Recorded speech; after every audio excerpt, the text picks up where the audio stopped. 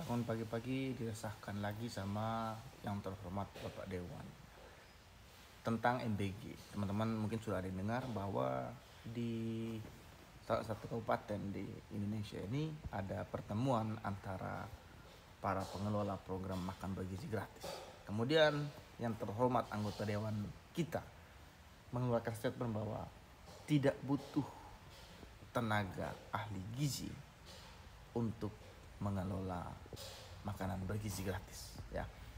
Alasannya adalah karena daripada syarat adanya ahli gizi itu menghambat program pemerintah, mending dihapus saja.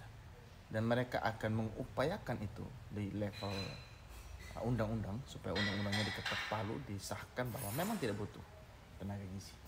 Dan dia bahkan dengan yakin dan percaya dengan iman yang teguh bahwa nanti Ustadz pun bisa mengelola dapur-dapur di pesantren. Ya, sekali lagi inilah contoh nyata bahwa ketika orang yang ada di posisi-posisi strategis itu ternyata tidak kompeten, maka kompeten menjadi tidak dibutuhkan, ya.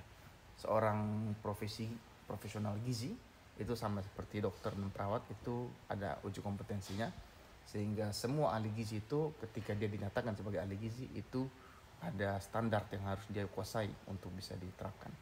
Ya, ini bukan seperti kepala satu organisasi, misalnya kayak kepala BKN atau apa yang sekedar struktural, ya. Ini betul-betul di lapangan praktisi yang harus mengawasi langsung gizi, sehingga profesi itu sangat penting.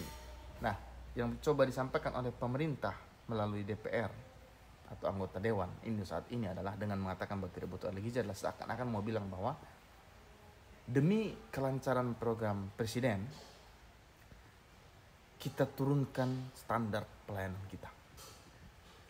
Seharusnya kalau dipikirkan atau kalau mereka berpikir, ya, kalau mereka masih mampu berpikir, ketika ada aturan bahwa harus ada tenaga gizi untuk mengawasi gizi, maka harusnya adalah mereka memenuhi tenaga gizi itu.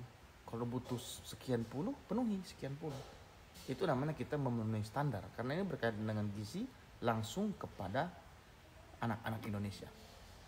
Tapi yang dilakukan atau yang disarankan oleh anggota dewan ini bukan memenuhi standar, tapi turunkan standar supaya gampang tercapai.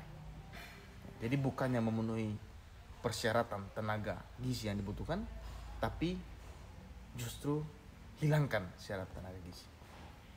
Ini sama seperti mau bilang kalau suatu waktu dokter operasi, dokter bedah kurang, ya, tidak usah kita cukupkan kebutuhan dokter bedahnya, ambil saja orang-orang yang sudah biasa potong ayam, suruh bedah manusia.